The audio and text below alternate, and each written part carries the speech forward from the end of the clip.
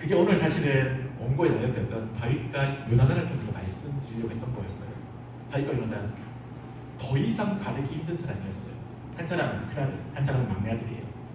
성격 달라요. 타고나기를 당당하고 타고나기를 수줍어요. 한 사람은 태어나면서부터 왕이 될 사람이었어요. 왕제자였습니다.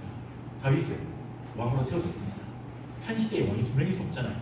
한 사람은 모두가 왕이 될 거라 기대했었고 한 사람은 하나님의 왕으로 세워졌어요. 두 사람 중에 왕이 될 수 있는 사람은 한 사람밖에 없습니다. 둘 사이에 자연스럽게 우리가 상상하는 결말은 무엇입니까? 권력이죠. 두 사람은 성경에서 전혀 다른 걸 보입니다. 그러면 우리가 이토록 다른데 이토록 긴장들을 가지고 있는데 여기에서 어떻게 서로를 죽이는 공멸하는 관계가 아니라 공생하는 관계로 진전할 수 있을까요? 그 시발점을 어디서 만들 수 있을까요? 다윗과 요나단 그리고 예수님의 12제자들을 통해 입증했던 길은 하나밖에 없습니다. 보네포가 신도의 공동산에서 그런 얘기를 했죠. 모든 성도의 상임은 그리스도를 인하여 만나고 그리스도를 통하여 만나고 그리스도와 함께 영원히 만날 거다. 과거로서는 그리스도를 기반해서 만나고 현재적으로는 그리스도 안에서 지금 만나고 있고 미래적으로도 그리스도와 함께 영원히 만난다는 얘기를 하거든요. 이걸 C.S. 루이스는 이렇게 표현합니다. 우정은 서로를 바라보는 것이 아니라 같은 곳을 바라보는 것을 우정이라고 말해요. 각자 다르게 표현했지만 핵심 가르침은 동일합니다. 여러분 사람을 처음 만나면 같은 게 많이 보여요? 다른 게 많이 보여요? 저는 그걸 이렇게 풀어갑니다. 이제 풀어가는 한 5분간 풀어갈 얘기예요. 사람을 처음 보면 같은 게 많이 보여요? 다른 게 많이 보여요? 사람은 본능적으로 다른 걸 먼저 찾습니다. 물론 처음 좀 친해지려고 할 때는 뭐 고양이가 내 이런 얘기 하지만 얼마나 지나지 않아 본능적으로 확인합니다. 무엇이 다른지. 그 다름에서 뭐가 나오는 거죠? 권력이 나와요. 형제들은 그걸 쉽게 나이로 확인하려고 하고 살짝이 학교를 물어보기도 하고 살짝이 사는 곳을 물어보기도 하고 살짝이 지금 입고 있는 옷의 브랜드가 뭔지 물어보기도 하죠. 살짝 드러내보고 싶기도 한 거죠. 권력에 찌는 인간들은 언제나 나와 저 사람이 얼마나 다른지를 언제나 먼저 찾습니다. 이게 우리에게 공기처럼 배어 있는 거예요. 근데 C.S. 루이스가 말했고 보네포가 말했고 성경이 말했던 걸 제 언어로 말하면 이거예요. 저는 사람을 처음 보면 제가 남서울계 공동체를 통해 엑셉션 공동체를 통해 지금 도서관계 대학교를 통해 한결같이 누리고 있는 건 뭐냐면 얼마나 같은가를 확인하는 겁니다. 예배 시간마다 사도신경 고백하시잖아요. 하나님을 고백하는 순간, 성부 하나님의 창조를 고백하는 순간 우리는 모두 하나님의 형상이 됩니다. 다른 사람이 아니에요. 예수 그리스도를 고백하는 순간 우리는 모두 뭐가 됩니까? 그분 앞에서 주인이 됩니다. 얼굴이 달라 보일지 모르겠지만 같은 게 훨씬 많아요. 성령을 고백하는 순간 그리스도를 머리로 삼고 성령을 그냥 묶여진 한 공동체로 고백하게 되죠. 생각해보면 우리는 다른 것보다 같은 게 훨씬 많아요. 우리 중에 혹시 눈이 세 개인 분 있나요? 눈 세 개인 사람 없잖아요. 우리 중에 콧구멍이 세 개인 사람 없잖아요. 우리 중에 입구멍이 두 개인 사람 없어요. 우리 중에 귓구멍 세 개인 사람 없어요. 물론 이 말하면서 고민되긴 합니다. 선천적 기억으로 그렇게 될 수 있어요. 장애인 폄하 아니니까 양해 부탁드립니다. 혹시 내가 실수할 수 있어가지고. 그런데 사실 생각해보면 우리 중에 다른 것보다 같은 게 훨씬 더 많아요. 근데 우리는 본능적으로 권력 안에 들게 되면 계속 다른 걸 확인하려고 하는 거예요. 근데 복음 안에서 누구를 만난다는 얘기는 그 사람을 사람과 사람으로 만나는 거예요. 이전에 있던 교회에 제 제자가 한 명 있었거든요. 한 10년을 만났어요. 원래 한 1, 2년 만나면 목사와 성도로 만나다가 3, 4년 지나가면 스승과 제자가 되기 시작하거든요. 조금 더 지나면 사람과 사람으로 만나요. 그 친구가 저를 사람으로 봐줬어요. 한 번은 제가 주일 설교를 했는데 그 당시 제가 진로 문제 때문에 고민이 되게 많았거든요. 저 스스로도 내가 참 이번 주 설교 제대로 준비도 못했고 엉망으로 했구나 이렇게 자주 느껴서 나왔어요. 근데 그 친구가 딱 설교 마치자마자 저를 찾아왔어요. 바로 성금성금 자매한테 찾아와서 제 눈을 또렷이 바라보면서 딱 한마디 하고 갔어요. 뭐라 그럴게요? 진짜 있지 않나요? 너무 충격적이어서 이렇게 말하고 왔습니다. 이거 함부로 하시면 안 됩니다. 목사님 눈빛이 맛이 갔어요. 목사님 눈빛이 맛이 갔어요. 근데 그 친구 지금도 제일 좋은 것이에요. 이제 나이 30대 넘었으니까 애기 오면 아니니까. 근데 이 친구가 제가 만일 목사로만 보였으면 절대 그렇게 못해요. 만일 제가 목사로 보이는 순간 여러분은 뭐가 되죠? 성도가 돼요. 목사와 성도 사이에 이런 갭이 생기죠. 근데 그 친구는 저를 사람으로 봐줬어요. 물론 설교할 때 문자가 받았죠. 하지만 일상적인 관계 속에서 저를 지체로 여겨주고 지체로 만났거든요. 그 친구가 보기에도 제 상태가 안 좋게 티가 난 거예요. 그리고 그걸 공개적으로 한 거 아니에요. 저만 찾아와서 저에게 주인이 얘기해준 거예요. 목사님, 눈빛이 맛이 갔어요.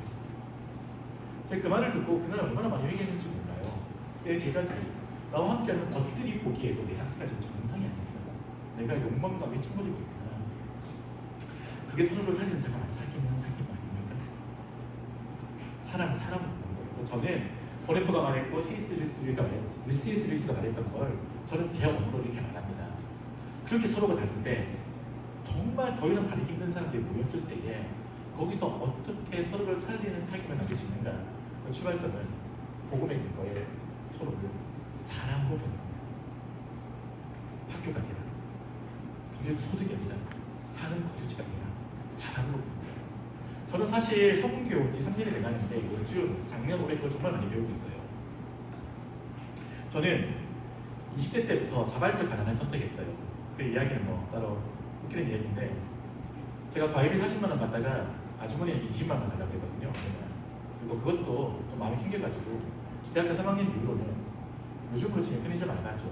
학교 매점에서 그 알바만 있었어요. 저는 그럴 만한 이유가 좀 있었어요. 보편적인 거 아니에요.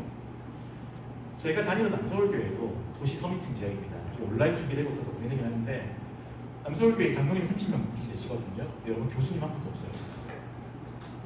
그런 것도 쉽지 않아요. 성도수가 1000명 넘거든요. 근데 의사 한 명도 없어요. 혹시 한 명 있을 수 있어요. 제가 교회를 사임하기 전까지 의사 한 명 있었을지 몰라요.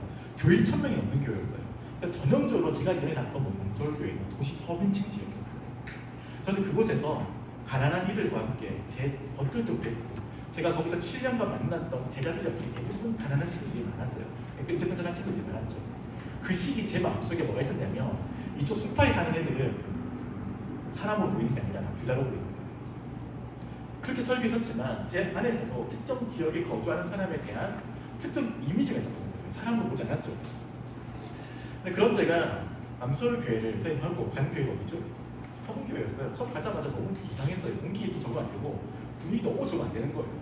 대학교를 맡았는데 가장 힘든 거 첫 1년간 친구들이 뭐가 불쌍해 보여야 사랑할 수 있는데 만나서 제가 친구들 실망하고 나서 헤어질 때 그러거든요. 농담으로 야 혹시 네가 만난 사람들 중에 내가 제일 가난한 사람 아니었냐 그러면 맞대요. 부족한 게 별로 없어 보이는 거예요. 그런데 시간이 지나면서 비로소 조금씩 알게 됐어요. 친구들이 제게 열어 보여주었고 저도 조금씩 보게 됐죠. 누구보다 경제적으로 유복한 친구들이 가정 역시 밖에서 보기에는 친구들이 유복해 보이지만 각 친구들이 마음속에 지옥 하나씩 다 가지고 살더라고요. 저는 그 정도 경제력, 그 정도 부모의 사회적 신분이면 지옥 없을 줄 알았거든요. 있다고 말은 했었죠. 하지만 감정을 느끼지 못했던 거예요. 근데 그 친구들과 함께 3년을 함께 하면서 각 사람 마음에 지옥이 있다는 걸 알게 된 거예요. 비로소 제 눈에 송파 사라지고 중산층 사라지고 그 친구들이 다니는 학교 사라지고 그 친구들이 뭘로 보이는 거죠? 사람으로 보이는 거예요. 그러면 만날 수 있어요. 복음이 우리의 관계에 일으키는 변화는 바로 그겁니다. 아담이 하와를 보면서 했던 고백이 뭡니까? 이는 내 뼈 중에 뼈요 내 살 중에 살이라. 아담과 하와는 분명 별개의 인격이에요. 아담은 하와를 향해 당신이 곧 나고 내가 곧 당신이라고 얘기했었습니다. 그게 복음이 말하는 사귐이죠. 권력이 아닌 서로를 고륙지친으로 고백하는 사귐. 이건 복음만이 나올 수 있는 거고 우리는 창조, 구속, 성화라는 복음의 토대 속에서 비로소 모든 사람들이 하나님의 형상이고 모든 사람들이 죄인이고 모든 사람은 한 공동체 지책을 확인하게 되고 권력을 벗겨낼 수 있는 거예요. 우리가 달라야 얼마나 다르겠습니까? 근데 세상은 권력이 좀 있으지만 조금이라도 달라야 된다고 해서 말해요. 우리가 대학에서 경험하는 스펙 그런 거 아닙니까? 우리가 쓰는 자소서 다 그런 내용 아닙니까? 조금이라도 나를 조금 더 다르게 표현해야 내 상품 가치가 올라간다고 끊임없이 듣고 있거든요. 그런데 복음이 말하는 바는 우리는 다르지 않다고 얘기합니다. 우리 별로 다른 거 없어요. 우리가 가난해야 부자가 돼봐야 하나님 나라의 관점에서 그것이 그 사람을 얼마나 알겠습니까? 비로소 차이를 확인하고 그 차이 속에서 서로를 사람으로 볼 수 있는 겁니다. 사실은 우리가 겪는 모든 범죄의 문제, 유혹의 문제 다 여기에 있습니다. 성적 유혹, 생각해봐요. 사람이 사람으로 보이면 성매매 못합니다.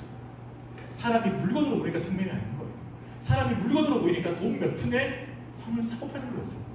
사람이 사람으로 보이면 그걸 못하죠. 거짓말, 도둑질 다 마찬가지죠. 살인. 사람이 사람으로 보이면 살인 못합니다. 뒷담화 못해요. 사람이 물건으로 보이면 뒷담화 할 수 있고 죽일 수 있는 거예요. 사이코패스, 소시오패스 별거 아닙니다. 사람은 사람으로 보지 못하는 거예요. 그러니 그냥 물건 하나 찌그리듯이 사람 죽일 수 없는 거죠. 그 사람의 감정이 내가 느껴지면 사람 못 죽이거든요. 사람이 사람으로 보지 않는 것, 그게 권력의식. 그래서 고리트능이 벌어지죠. 사울왕이 그랬던 것처럼. 하지만 복음이 주어지게 되면 다윗과 요나단은 남들이 다 다르다 얘기했어요. 큰아들, 막내아들, 왕세자, 목동 다 다르다고 얘기했거든요. 근데 다윗과 요나단은 한 방향 갔어요. 한 복음 안에서 서로에게 고백했습니다. 우리는 다르지 않다. 이스라엘의 진짜 왕은 너도 아니고 나도 아니고 하나님이다. 저는 그 사귐이 여러분이 이 교회 통해서 여러분이 속해 있는 공동체 통해서 누려가야 될 사귐이고 20대 때의 이 사귐을 형성하지 못하면 어떤 일이 생기느냐. 여러분 인생의 생애 전환점이 있습니다. 20대 초반에 학교를 결정하죠. 20대 중반에 졸업 이후에 진로 결정합니다. 20대 후반, 30대 초반에 보통 결혼 고백 많이 합니다. 생애 전환점들이잖아요. 생애 전환점은 뭐냐면 선택을 해야 될 때거든요. 선택할 때는 자연스럽게 뭐가 나오냐면 권위의 문제가 나옵니다. 무엇을 따라 결정할지 권위가 나와요. 여러분 왜 굳이 그 대학교 학과를 갔습니까? 잘 생각해보면 그 설계의 권위 속에 학벌이 들어가 있습니다. 대학을 마치고 취업을 고민할 때 왜 굳이 그 직장을 준비하려고 하죠? 거기 선택이 들어가 있죠. 또 결혼할 때도 결혼 안 하더라도 이 선택의 묘에는 다 근원이 들어가 있어요. 그때 우리는 이 다 달라 보이는 선택 같지만 근원적으로 동일한 선택이에요. 권력을 선택할 건지 사귐을 선택할 건지. 사귐을 선택할 힘이 없으면 권력을 따르게 되어 있습니다. 왜 그 학교 갔느냐? 성경 맞추어서. 왜 그 직장 갔느냐? 돈 많이 줄 것 같으니까. 왜 그 사람 만나느냐? 나를 더 빛나게 꾸며줄 것 같으니까. 달라 보이지만 본질은 동일해요. 권력을 따르는 거예요. 그래 우리가 그 선택지 속에서 우리가 그리스도인이라면 그리스도인에 대한 표현은 신실한 사람들이잖아요. 신실한 사람으로 살아가려면 그 선택지마다 무엇을 따라 결정이 되죠? 관계의 결을 따라 결정이 됩니다. 그 선택지 속에서 우리를 견디게 해줄 만한 서로를 사람으로 만나 다름에도 불구하고 다름을 권력으로 삼지 않는 만남들을 축적하는 친구들만이 고백한 대로 살 수 있어요. 사람은 가장 중요한 순간 배워도 살지 않습니다. 청년사를 10년 하면서 내린 결론, 사람은 배워도 살지 않아요. 익힌 대로 살아갑니다. 몸에 익숙한 습관대로 살아가게 되어 있어요. 결정적인 선택일수록 배운 대로가 아니라 익힌 것대로 결정이 되어 있습니다. 그 사귐이 우리의 일상이 되어 있지 않다면 가장 결정적인 순간 우리는 고백했던 사람을 선택할 수 없어요. 저는 SFC 강사를 2012년에 했습니다. 목사 안수 받으면서 되게 늦게 시작했어요. 그 전까지 저는 남서울교회에서 전임사를 했고 청년부 공동체를 하고 있었거든요. 근데 2011년에 저희 집에 셋째가 태어났습니다. 그 당시 제가 강도사였고 저희 한 달 사례가 한 150만 원 정도였어요. 근데 이제 간사 제안이 들어온 거예요. 제가 당시 서울적 대표한테 물어봤어요. 월급 얼마 줘요? 물어봤거든요. 제가 보통 목사 안수 받으면 여러분 아실지 모르겠지만 사례가 확 뜁니다. 강도사들이 목사 안수 받으면 사례가 확 뛰어요. 저도 한 160만 원 정도 받다가 목사 안수 받으면 한 250 정도로 사례가 뛸 때였거든요. 저도 그것만 기다리고 있었어요. 셋째 태어나고 살림이 좀 힘드니까 빨리 목사 안수 받아가지고 이거 좀 해결해 봐야지. 근데 간사 하려고 하니까 물어보니까 160주인데요. 그것도 80%는 자기가 후원받아야 된답니다. 내가 너무 기가 차가지고요. 아니 그 정도 사례라도 책임도 챙겨주는 건 모르겠는데 뭐야? 근데 그때 제가 했던 고백이 뭐였냐면 제 제자들에게 선택할 때 자본 따라하지 말고 복음 따라 결정하는 이 말이었거든요. 그 말이 받쳐가지고 간사를 하고 받았어요. 근데 그 결정할 때 저 홀로 결정한 건 아닙니다. 저와 함께 좀 덧들이 있었어요. 실제로 제 후원비의 80% 이상을 채워줬던 후원자 그룹 10년이 지난 지금까지 제가 연락 한번 제대로 하지 않아도 저를 믿어주는 친구들이 50명 됩니다. 제가 SFC 전체에서 지금은 아마 전국에서 후원하는 거예요. 저는 SFC에 돈을 넣고 있습니다. SFC에 돈 한 푼 안 받아요. 저는 제가 받은 후원을 우리 SFC에 넣고 살고 있습니다. 지금까지 소신 있게 살게 버텨준 건 관계였어요. 저를 사람으로 믿어주고 사람으로 대해주던 그 관계가 저를 지금 버티게 했고, 그러니 저는 지금도 선택지 앞에서 20살 초반에 내렸던 그 결정을 지켜갈 수 있습니다. 그리고 그 관계 여기가 아니면 만들 데가 없어요. 교회 복음 있잖아요. 그분을 통해 그 관계를 만드는 겁니다.